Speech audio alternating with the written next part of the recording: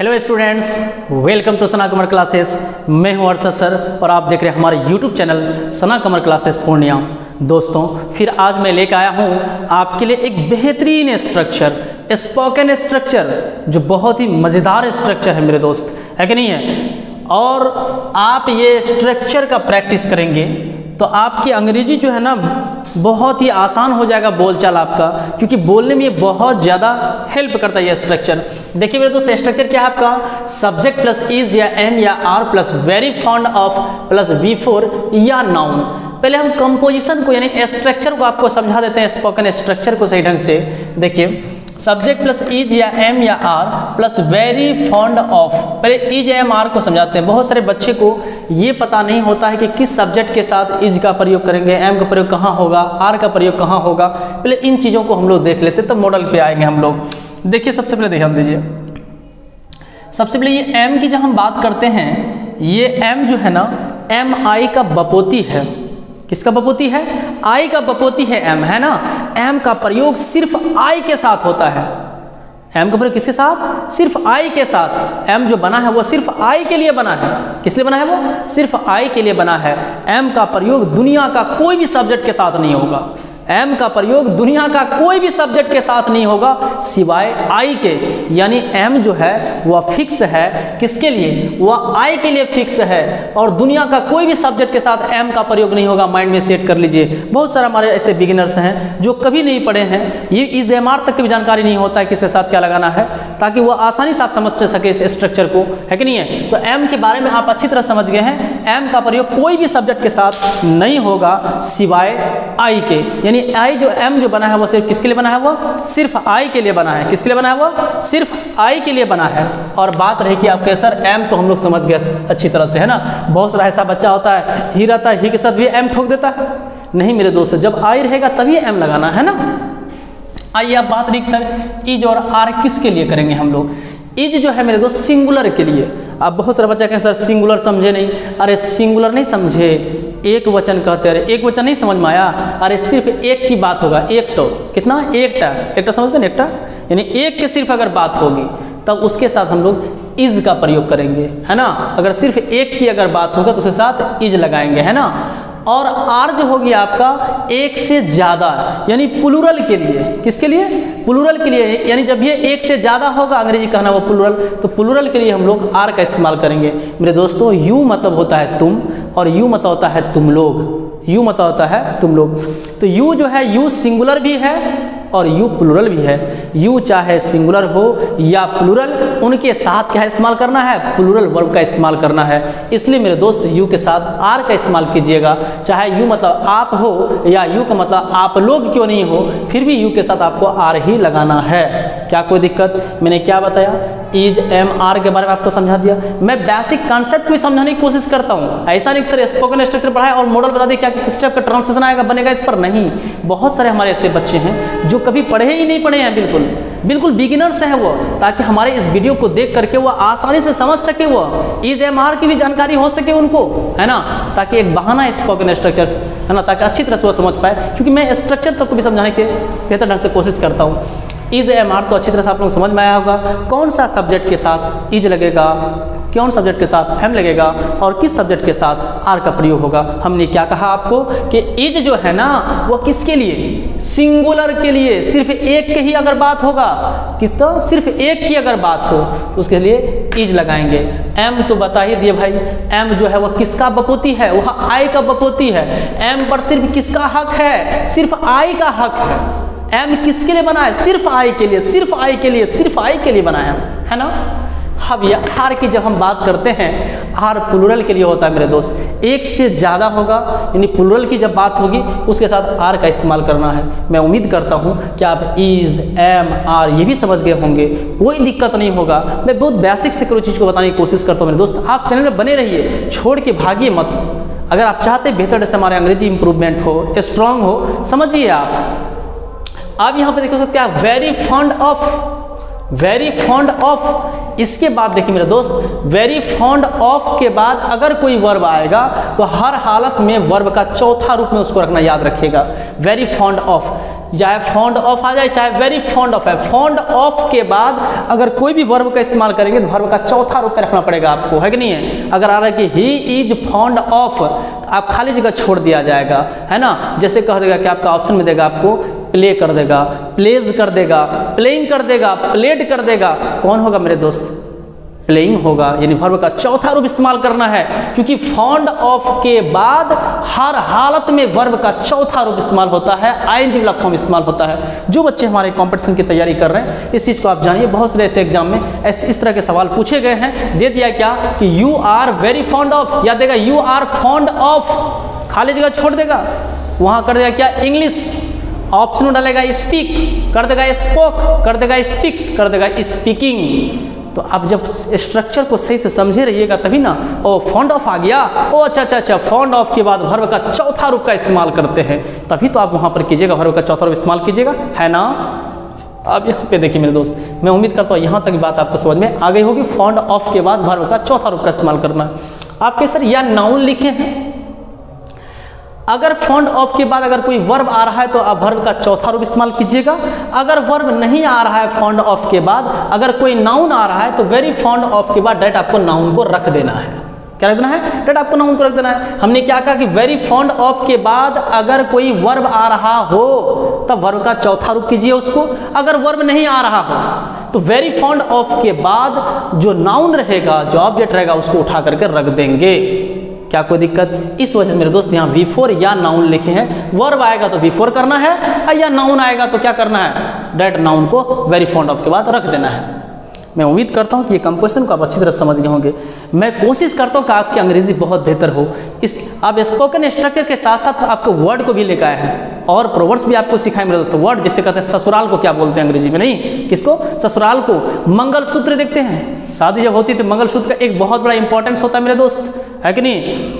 तो मंगलसूत्र को क्या बोलते हैं, है कि नहीं। ससुराल को क्या बोलते हैं, ससुराल वाले को क्या बोलते हैं, मंगेतर को क्या बोलते हैं। आज हम लोग जानेंगे, इस टाइप के वर्ड्स को हम लोग जानेंगे मेरे दोस्त। आप मेरे चैनल में बने रहिए, आपको इस तरह से के वर्ड जो है आपको जब भी स्पोकन इंग्लिश पढ़ाएंगे तो बहुत बेहतरीन से वर्ड देने की कोशिश करेंगे मेरे दोस्त। लेकिन आप बने रहिए मेरे चैनल पे, ताकि आप बेहतर ढंग से आप अंग्रेजी को इम्प्रूवमेंट कर सकते हैं। I mean if you want to speak English uncaging, my dear students, anyhow you have to practice and you have to memorize these types of composition. After that you are able to speak English uncasing, and after that you are able to speak English fluently.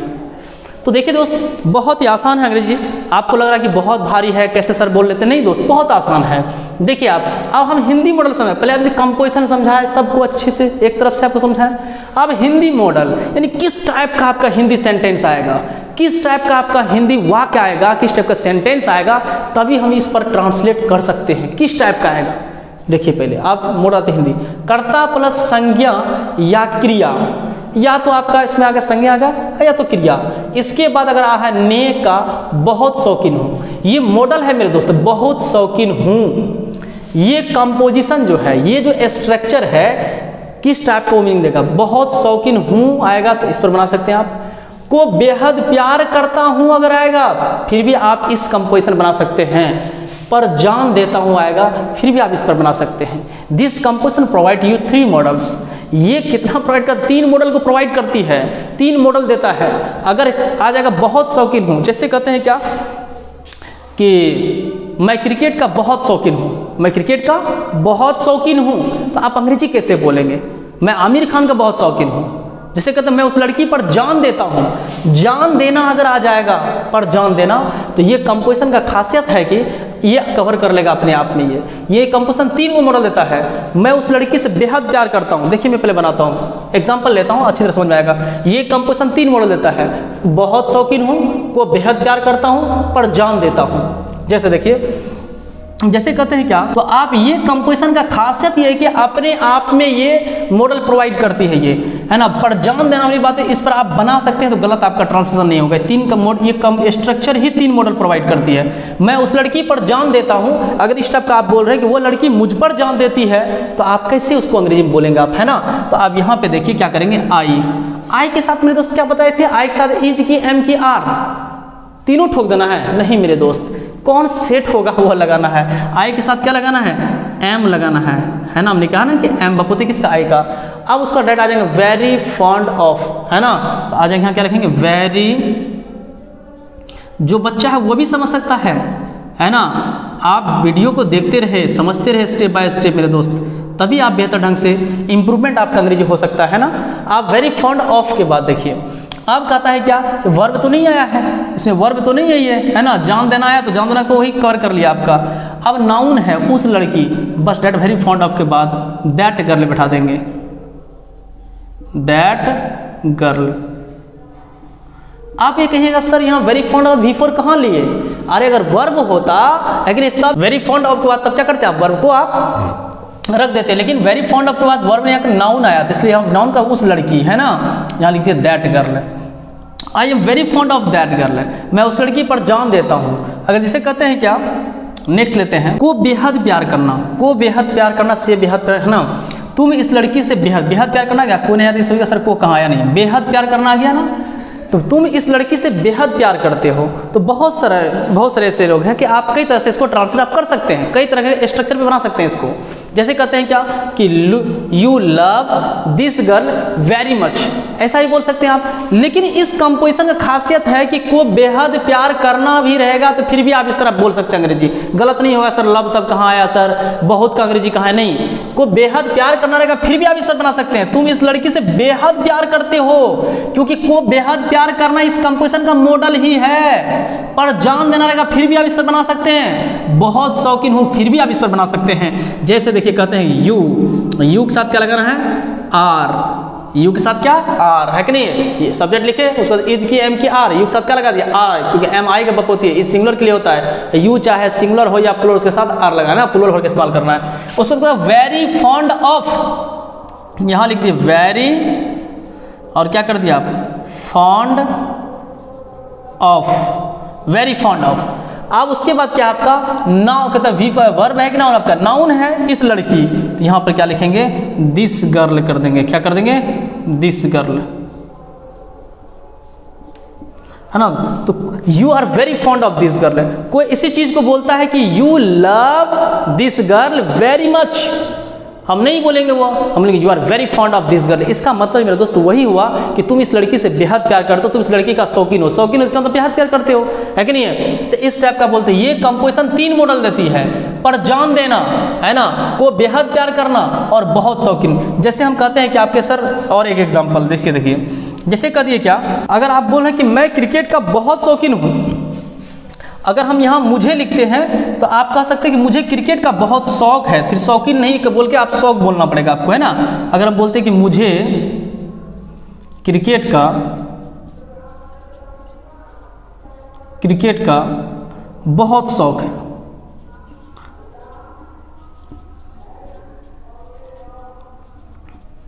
देखिए subject के अनुसार बोला कोई चीज़ setup होता है मेरे दोस्त, है कि नहीं है। ऐसा नहीं कि तुम जो बोलेगा मैं सुनेगा कि हो, मैं सुनूंगा होगा, है ना। इसलिए मेरे दोस्त अगर यहाँ मैं लिखते हैं तो आपको यहाँ शौकीन एडजस्टमेंट सही होता है कि मैं क्रिकेट का बहुत शौकीन हूँ, अगर मैं लिखेंगे तो यहाँ शौकीन होगा, और मुझे क्रिकेट का बहुत शौक है, अगर मुझे बोलते हैं तो फिर आपको यहाँ शौक लिखना पड़ेगा, तभी एडजस्टमेंट सही लगेगा सुनने में सेंटेंस आपको, है ना। मैं क्रिकेट का बहुत शौकीन हूँ या मुझे क्रिकेट का बहुत शौक है कि नहीं है। मैं सलमान खान का शौकीन हूँ, मुझे इस मोबाइल का बहुत शौक है कि नहीं, मुझे इस बाइक का बहुत शौक है, तुम्हें इस घड़ी का बहुत शौक है, यानी तुम इस घड़ी का बहुत शौकीन हो। इस टाइप का सेंटेंस सर बोलते हैं बहुत शौकीन, बहुत शौक, फिर भी ऐसा नहीं सर शौकीन नहीं आया शौक आया, शौकीन हो या शौक हो। जिसे कहते हैं क्या, मुझे अंग्रेजी बोलने का बहुत शौक है यार, मुझे पटना में रहने का बहुत शौक है कि नहीं है। तो अगर इस टाइप का बोलते हैं तो आपको अंग्रेजी इसी में बनाना पड़ेगा मेरे दोस्त। कितना बेहतर स्ट्रक्चर है, ये 3 मॉडल देता है। बहुत शौकीन रहेगा फिर भी आप इसी स्ट्रक्चर बना सकते हैं, अगर बेहद प्यार करना रहेगा फिर भी इसी पर आप बना सकते हैं, अब पर जान देना रहेगा फिर भी इसी बना सकते हैं। जिसे कहते हैं क्या कि वह लड़की मुझ पर जान देती है, तो क्या हो जाएगा that girl is very fond of me कर देंगे तब वहां पर न। चलिए देखिए, अब मैं क्रिकेट का बहुत शौकीन हूं, क्या लिखेंगे मैं के लिए आई बैठा देंगे, है ना, और आई के साथ इज की एम की आर क्या करेंगे, यहां पर एम लगाना मेरे दोस्त, आई एम। उसके बाद देखिए उसका वेरी फॉन्ड ऑफ, ये रेडीमेड है वेरी फॉन्ड ऑफ, तो यहां लिखेंगे वेरी फॉन्ड ऑफ। लेकिन इसके बाद कहता है क्या, किस V4 या नाउन। अगर वर्ब रहेगा तब V4 करेंगे।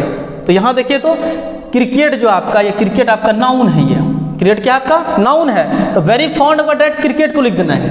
क्या लिख देंगे यहाँ पर, क्रिकेट। बोले सर वर्ब लाख को कहाँ बताएं, अभी देख लीजिए, उसका भी एग्जाम्पल देते हैं हम।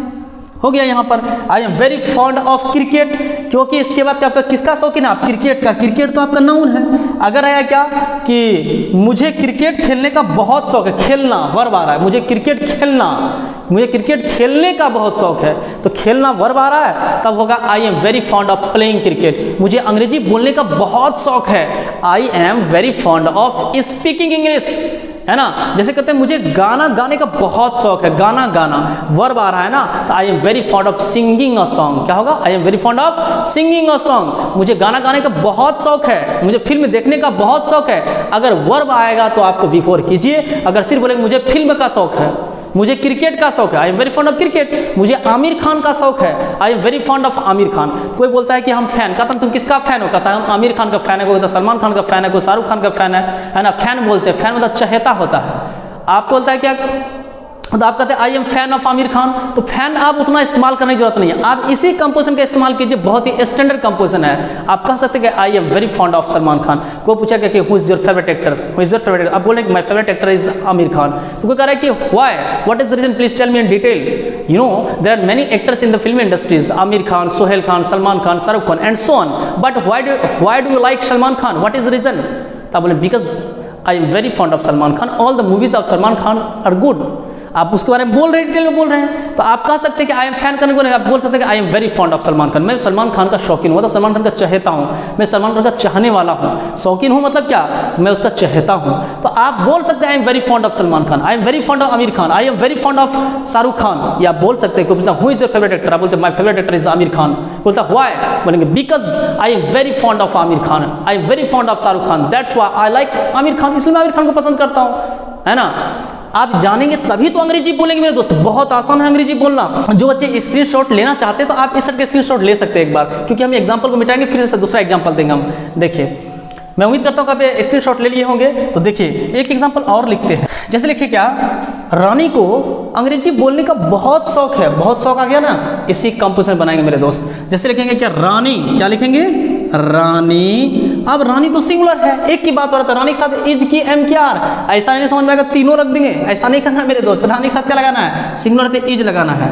अब जैसे इज लगा है, अब आ जाएंगे डायरेक्ट कहाँ, आ जाएंगे यहाँ पर वेरी फॉन्ड ऑफ। इन तीनों में से जो सेट होगा वह सेट कर देंगे, डायरेक्ट आ जाना यहाँ। ऐसा नहीं इज लिख दिए तो अब एम पर जा रहा, सोच रहे नहीं, इन तीनों में से जो सेट होगा, इसलिए इज या एम या आर लिखा हुआ, ऐसा ये सेट कर देंगे, उसको आगे बढ़ेंगे। वेरी फॉन्ड ऑफ, तो यहाँ पर क्या करेंगे, वेरी फॉन्ड, हमने कहा था ना वेरी फॉन्ड ऑफ, है ना। उसके बाद कहता है कि क्या वर्ब है क्या आगे, देखिए अंग्रेजी बोलना, बोलना बोलना आ रहा है ना, वर्ब आ रहा है, वर्ब की जिक्र हो रहा है कि नहीं हो रहा है। अरे शौकीन है किसका, बोलने का ना, किसको, अंग्रेजी बोलने का, बोलना वर्ब आ रहा है कि नहीं। तब यहाँ पर लिखेंगे मेरे दोस्त क्या, स्पीक नहीं करके स्पीकिंग करना पड़ेगा तब आपको, स्पीकिंग इंग्लिश, ठीक है। अगर मान लीजिए कि यहाँ पर आप क्या कहते हैं कि ये नहीं होता, सिर्फ होता कि रानी को अंग्रेजी का बहुत शौक है, रानी को अंग्रेजी का बहुत शौक है, तो अगर ये बोलना नहीं रहता, इस सेंटेंस में ये वर्ब नहीं आता, सिर्फ होता कि रानी को अंग्रेजी का बहुत शौक है, तब सिर्फ यहाँ करते Rani is very fond of के बाद डायरेक्ट इंग्लिश लिख देते, Rani is very fond of English. यहाँ है रानी को अंग्रेजी बोलने का बहुत शौक है, Rani is very fond of speaking English. क्या बोलेंगे, स्पीकिंग इंग्लिश। मैं उम्मीद करता हूँ कि वर्ब आप समझ गए होंगे, सर ये वर्ब कहाँ होगा। चलिए एक एग्जांपल और लेते हैं। जैसे एक एग्जांपल और लिए, मैं सलमान खान का बहुत शौकीन हूँ। सलमान खान से नाउन आ रहा है, वर्ब देखिए आ रहा है इसमें, नहीं है इसमें बीच में। तो अब यहाँ पर देखिए क्या करेंगे, आई, आई के साथ इज की एम क्या क्या लिखेंगे यहाँ पर, आई के साथ एम का प्रयोग करेंगे, है ना, आई एम। उसको क्या करना है, वेरी फॉन्ड ऑफ, तो यहाँ पर लिखेंगे वेरी फॉन्ड ऑफ। अब यहां पर है कहता V4 या नाउन, अगर वर्ब रहेगा तो V4 कीजिए, अगर वर्ब नहीं रहेगा, अगर नाउन रहेगा डायरेक्ट नाउन रख दीजिए। तो अब यहां देखिए सलमान खान है कि नहीं है, तो ये वेरी फॉन्ड का डायरेक्ट सलमान खान को लिख देना है, सलमान खान। ठीक है। यहाँ पर क्या था, ये था नाउन आपका, लेकिन वर्ब भी था, इसलिए वर्ब को पहले लिए स्पीकिंग किए तब फिर इंग्लिश लिखे। अगर ये नहीं होता सिर्फ डायरेक्ट इंग्लिश लिख देते, है ना। तो आई am very fond of Salman Khan, अगर इस टाइप करेगा मैं सलमान खान का बहुत शौकीन हूँ, फिर भी होगा आई am very fond of Salman Khan, रहेगा मैं सलमान खान से बेहद प्यार करता हूँ, फिर भी आप बोल सकते हैं अंग्रेजी आई am very fond of Salman Khan. अब बहुत सारे इसको ऐसे बहुत सारे डिफरेंट तरीके से ट्रांसलेट कर सकते हैं, है ना। I love Salman Khan very much, ऐसा भी कोई बोल सकता है ना। लेकिन ये कंपोजिशन का खासियत मेरे दोस्त ये है, इसलिए छोटे छोटे बच्चे भी अंग्रेजी बोलने लगते हैं। क्यों? क्योंकि उसको ट्रिक और टेक्निक पता होता है, क्योंकि उसको टेंस पता नहीं, कोई दिक्कत भाई कैसे बोलेंगे, कैसे उसको अरेंज करना है। लेकिन अगर वो कंपोजिशन को याद रहता है, उनको ना स्ट्रक्चर याद होता है, तो वो सीट करके फौरन बोल लेता है अंग्रेजी वो। इसी तरह से आप बोल सकते हैं मैं सलमान खान से बेहद प्यार करता हूँ, तो आप बोल सकते हैं आई am very fond of Salman Khan. मैं सलमान खान का बहुत शौकीन हूँ, फिर भी वही अंग्रेजी होगा आई am very fond of Salman Khan. मैं सलमान खान पर जान देता हूं, फिर भी यही होगा आई am very fond of Salman Khan. क्योंकि इस कंपोजिशन का 3 मॉडल है, बहुत शौकीन हूं को, बेहद प्यार करता हूं, पर जान देता हूं। आप इस पर आप बना सकते हैं, बहुत बेहतरीन स्ट्रक्चर है मेरे दोस्त, आप इस्तेमाल करेंगे तब तो। जैसे कहते हैं क्या कि मुझे इस मोबाइल का बहुत शौक है, मुझे इस मोबाइल का बहुत शौक है। अभी जैसे सर आप प्रचार कर रहे हैं, मैं प्रचार नहीं कर रहा हूँ, मुझे इस मोबाइल का बहुत शौक है, तो आप कह सकते हैं आई am very fond of this mobile, है कि नहीं। अब से कहते हैं कि मुझे मोबाइल चलाने का बहुत शौक है, मोबाइल चलाने का, तो आप कह सकते हैं आई एम वेरी, मोबाइल चलाना वर्ब आ गया ना, आई am very fond of operating the mobile, I am very fond of using the mobile, आप बोल सकते हैं, है कि नहीं। वर्ब रहेगा तो आईएनजी लगाइए आप। मैंने कहा क्या कहा आपको कि वेरी फॉन्ड ऑफ के बाद हर हालत में बिफोर का प्रयोग करेंगे, अगर वर्ब आ रहा हो तो। हर हालत में आपका एग्जाम में क्या करेगा, देखिए बहुत एग्जामिनर बहुत सातिब मिजाजी होता है मेरे दोस्त, है ना। आपका आप कंपटीशन स्टाइल का आपको बता रहे हैं, आपको कैसे कैसे एग्जाम में दे दिया जाएगा और आपको चूज करना है। ये बहुत इंपॉर्टेंट है, छोटे छोटे बच्चे के लिए भी, है ना, जो कंपटीशन तैयारी कर रहे हैं उनके लिए भी, है ना। जैसे कह दिया क्या कि राम दे दिया, Ram is very fond of, खाली जगह छोड़ दिया, सिर्फ लिख दिया यहां पर मेरे दोस्त क्रिकेट, ठीक है। Ram is very fond of खाली जगह क्रिकेट, ऑप्शन में दे दिया प्ले। देखिए जो कंपटीशन की तैयारी कर रहे हैं, है ना, और इसको जरूर देखिए, इनको किस किस टाइप के एग्जाम में क्वेश्चन पूछे जाते हैं। ऐसा नहीं कि स्पोकन स्ट्रक्चर पढ़ लिए बस हो गया, मीनिंग समझ गए, नहीं मेरे दोस्त, बहुत सारी चीज़ों को बताने की हम कोशिश करते हैं, कंपोजिशन को समझाने की कोशिश करते हैं।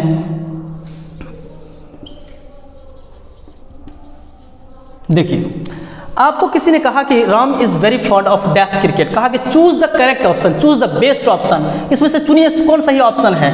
प्ले होगा कि प्लेज होगा कि प्लेड होगा कि प्लेइंग होगा। जब बुद्धि रहेगा तब ना आप पढ़े तब कि नहीं सर तो बताया है कि फॉन्ड ऑफ के बाद अगर कोई वर्ब आ रहा है तो वर्ब का चौथा रूप रखना है, इसका मतलब ऑप्शन होगा सी, है ना। क्योंकि बिफोर होता है वेरी फॉन्ड ऑफ, अरे वेरी रहे नहीं रहे उससे मतलब नहीं, वेरी बहुत कम नहीं देता है। सिर्फ रहेगा मैं सलमान खान का शौकीन हूँ तो वेरी बोलने की जरूरत नहीं है। सिर्फ रहेगा मैं सलमान खान का शौकीन तो I am fond of Salman Khan. मैं बहुत रहेगा, बहुत लगा रहेगा, फिर वेरी लगाएंगे। लेकिन फॉन्ड ऑफ बहुत अच्छा इंपॉर्टेंट वर्ड है, याद रखिएगा आप इनको। क्या कोई दिक्कत? मैं उम्मीद करता हूँ कि ये स्ट्रक्चर को आप स्टेप बाय स्टेप सही ढंग से आप समझ गए होंगे। आइए हम वर्ड मीनिंग की दुनिया में आते हैं मेरे दोस्त, है ना। शायद आज प्रॉपर से नहीं लिखा पाएंगे, है ना, वर्ड को ही समझा देते हैं, तबीयत मेरी खराब है। देख लीजिए ससुराल बहुत इस्तेमाल करते हैं आप लोग, बहुत यूनिक वर्ड है मेरे दोस्त। मैं ऐसे वर्ड को बताने की कोशिश करूँगा जो आम जिंदगी में आप उनसे रूबरू होते हैं, लेकिन आपको पता नहीं हो पाता है कि भाई क्या बोलते हैं उनको। ससुराल को अंग्रेजी में क्या बोलते हैं? कभी आपने रियलाइज किया इन चीज़ों को? ससुराल को अंग्रेजी में बोलते हैं लॉज हाउस। क्या बोलते हैं? कहीं इन लॉज भी लिख देता है कोई, इन लॉज, है ना। तो लॉज हाउस मतलब क्या होता है? ससुराल होता है। आप कहते हैं कि ससुराल वाले, ससुराल समझते हैं ना आपने ससुराल क्या होता है? अरे जैसे कहते हैं क्या मेरी शादी यहाँ हुई है तो हम कह सकते हैं हम ससुराल जा रहे हैं। ये लड़की बोल सकती है क्या? अगर लड़का क्या तो हम ससुराल जा रहे हैं, है कि नहीं? तो ससुराल का जो अंग्रेजी होता है मेरे दोस्त वह होता है लॉज हाउस होता है। और क्या ससुराल का एक मायका भी होता है, बहुत यूनिक वर्ड है, नहीं लिखे तो उसको मायका। क्या बोलते हैं? मायका। देख लीजिए एक बार, मायका। मायका का होता है पैटर्नल होम कह सकते हैं, मैटरनल हाउस कह सकते हैं, कई तरह का होता वर्ड होता है। पैटर्नल होम, मायका। आइए आप मैटरनल हाउस भी कहते हैं, क्योंकि मैटरनल होम भी कहते हैं, मैटरनल भी बोलता है, मैटरनल होम, मैटरनल हाउस, ठीक है। कोई पैटर्नल कोई मैटरनल होम हाउस करता है। मायका, मायका जो है, मायका का पैटर्नल होम कहिए, मैटरनल होम कहिए, मैटरनल हाउस कहिए, है ना। तो मायका क्या होता है? जैसे आप मायका समझाने की कोशिश करते हैं हम, देखिए मायका से एक होता है ससुराल, एक होता है मायका, है ना। तो मायका क्या होता है? लड़की की अपनी घर जो है वो मायका कहलाएगा, जो माँ बाप का घर है वो मायका कहलाएगा। जैसे मेरा घर है, मेरा अपना जो घर होगा वो मेरा मायका कहलाएगा, है कि नहीं है। तो मायका और ससुराल तो समझ ही गए होंगे, हम जो शादी किए हैं कदम ससुराल जा रहे हैं। लड़की कह सकती है जब विदाई अगर माँ बाप कह रहे हैं तो लोग पूछेंगे भाई कहाँ जा रहे हैं, रो रही हो तुम, अच्छा अच्छा ये तो ससुराल जा रही है ना। तो ससुराल का होता है लॉज हाउस होता है मेरे दोस्त, है ना, लॉज हाउस। और ससुराल वाले का होता है इन लॉज। क्या होता है इन लॉज, मतलब क्या होता है ससुराल वाले, है ना।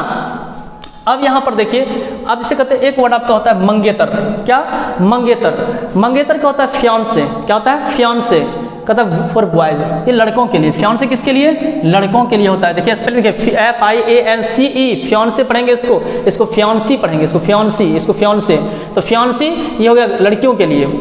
आप तो मंगेतर, आप सिर्फ मंगेतर नहीं समझे हम लोग क्या होता है मंगेतर मैं समझाने की कोशिश करता हूँ मेरे दोस्त। मंगेतर वो होता है जिससे आपकी शादी मतलब कि लगता है कि नहीं, इससे आपका शादी लग गया है। तो जो लड़की होती है मतलब निकाह नहीं हुआ है ना, तो आप उसको कहते हैं मेरी मंगेतर है, ये मेरी क्या है मंगेतर, मतलब कि जिससे शादी होने वाली होती है, जैसे शादी होने बातचीत दोनों तरफ से हो जाता है, बातचीत है कि नहीं है, तय हो गया, हाँ ठीक है शादी अब इसी से होगा, है ना। तो अब वो हो गया, वो लड़की कहे कि कब मंगेतर।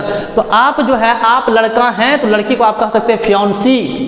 अगर आप लड़का हैं तो लड़की को क्या बोल सकते हैं, फियांसी बोल सकते हैं। लेकिन एक लड़की अगर लड़का को अगर वो कहेंगे तो वो कहेंगे फियांसे। क्या कहेंगे, फियांसे। तो कोई पूछेगा कि ये आपके साथ में कौन है, तो लड़की कह सकती है ये जो मेरा फियांसे है। क्या है, फियांसे। अच्छा। तो मंगेतर समझ में आया आप लोगों को, अरे जिससे आपका शादी लगने वाला होता है, शादी लग जाता है आपका, निकाह नहीं हुआ है कि नहीं, तो वह जो आपका कहलाएगा आपका क्या मंगेतर कहलाता है। क्या कहलाता है, मंगेतर। मैं उम्मीद करता हूँ मंगेतर वर्ड को आप समझ गए होंगे, मंगेतर क्या होता है, क्योंकि बहुत ज़्यादा इस्तेमाल होता है। जब जानेंगे तभी तो इस्तेमाल करेंगे मंगेतर क्या होता है, नहीं तो वाइफ को मंगेतर नहीं बोल दीजिएगा आप, है कि नहीं है। जिससे शादी होगी तो वह वाइफ हो गया मेरे दोस्त, है ना। मंगेतर की शादी लग गया, उनसे तय हो गया, बात हो गया, आपको लग रहा है कि अब ये जो है क्या मेरा रजिस्ट्रेशन इस पर होगा आपका, है कि नहीं, आपका मोहर लगने वाला उस पर है, तो वह मंगेतर कहलाएगा। लड़का के लिए फियांसे। अगर आप लड़का है तो आपको कोई लड़की आपको कहेगी क्या, अगर इसे लगने वाला है तो फियांसे, लड़कियों के लिए होगा आपका फियांसी। अब मंगलसूत्र, ये बहुत यूनिक वर्ड है मेरे दोस्त, ये बहुत कॉमन चीज़ है लेकिन लोगों को पता नहीं था मंगलसूत्र को क्या बोलेगा अंग्रेजी में। मंगलसूत्र को क्या अंग्रेजी हमने लिखा है, मंगलसूत्र को आप कहेंगे वेडिंग चेन भी कह सकते हैं। क्या बोल सकते हैं, वेडिंग चेन। वेडिंग चेन मतलब क्या होता है, मंगलसूत्र होता है। या कर सकते टेस्टिमनी ऑफ मैरिज, ये भी बोल सकते हैं, टेस्टिमनी ऑफ मैरिज, देख लीजिए TESTIMON, testimony of marriage, mangalsutra. एक और वर्ड होता है मंगलसूत्र का मेरे दोस्त, ऑस्पिशियस नेकलेस। क्या होता है, बहुत यूनिक वर्ड है, ऑस्पिशियस नेकलेस मींस क्या होता है, मंगलसूत्र। बहुत स्टैंडर्ड वर्ड मेरे दोस्त, सबको पता नहीं होता इस सब वर्ड को, बहुत खतरनाक वर्ड है, बहुत यूनिक वर्ड है। ओट पे सबका रहता है हिंदी, लेकिन अंग्रेजी सबका नहीं रहता है। आप कॉपी में नोट डाउन करके सब वर्ड को लिखेंगे, जब भी मैं स्पोकन पढ़ाऊंगा ना आपको एक यूनिक वर्ड लिखने की कोशिश करूंगा, है ना। अब यहाँ पे देखिए सुहागरात। सुहागरात बहुत बच्चे बहुत जल्द इस्तेमाल करते हैं, सुहागरात है कि नहीं, जब शादी होता है तो सुहागरात की रात है कि नहीं है। तो सुहाग वो गलत लिख दिया है ना, सुहागरात, सुहाग रात, ये एक सुहाग का रात होता है, जो सुहाग होता है ना उनका रात होता है, ये सुहाग रात है कि नहीं है। उसको बोलते हैं हम लोग अंग्रेजी में क्या बोलते हैं आपका, नफ्सल नाइट बोलते हैं। नफ्सल नाइट मींस क्या होता है आपका, सुहागरात होता है। सुहागरात का कई अंग्रेजी है, बहुत सारे लोग गोल्डन नाइट भी कहते हैं, गोल्डन नाइट भी कह सकते हैं सुहागरात को, गोल्डन नाइट। कौन नाइट, गोल्डन नाइट। सुहागरात को अंग्रेजी में नफ्सल नाइट, बहुत यूनिक वर्ड है मेरे दोस्तों, नफ्सल नाइट, NUPT है, ऐसा नप्टियल नाइट नहीं पढ़ना है, नफ्सल नाइट। नफ्सल नाइट में क्या होता है, सुहागरात। गोल्डन नाइट मतलब भी होता है सुहागरात, या तो आप कह सकते क्या कि the first night of marriage, जो शादी का जो पहला रात होता है मेरे दोस्त, वही होता है सुहाग रात, यानी सुहाग का वह रात होता है मेरे दोस्त, इसलिए कहा गया सुहाग रात। मैं उम्मीद करता हूँ समझ गए होंगे। होने वाले जिसे बोलते हैं, होने वाले का क्या होता है पता आपको, होने वाले वुड बी बोलते हैं, होने वाले को वुड बी क्या बोलते हैं, वुड बी। वुड बी का मतलब होता है होने वाले। एक वर्ड और लिख दिए मेरे दोस्त, नोट कर लीजिएगा आप, होने वाले। आपके सर समझे हम नहीं, है ना, 4 वर्ड लेके 5 लेते हैं ना। तो देखिए 6 वर्ड है, छठा वर्ड हो गया है वुड बी का मतलब होता है होने वाले। आप सर होने वाले समझे नहीं, अरे कहते हैं कि होने वाली पत्नी है, होने वाली गर्लफ्रेंड है, तो होने वाली ये है, होने वाली सास है, तो होने वाले ससुर हैं, तो होने वाले। अब हम बोलेंगे यह होने वाला मेरा ससुर है, या होने वाला मेरा क्या ससुर है, बोलेंगे this is my would be father in law, this is my would be father in law. Would be का मतलब होता है होने वाले। हम बोलेंगे अरे यह लड़की जो है ना मेरी होने वाली क्या है, पत्नी है, यह लड़की मेरी होने वाली पत्नी है, तो बोलेंगे this girl is would be my wife, this girl is would be my wife. कोई लड़की का सता रहे, ये लड़का जो है ना, वह लड़का देख रहे, वह लड़का मेरा होने वाला पति है, तो बोलेंगे that boy is would be my husband.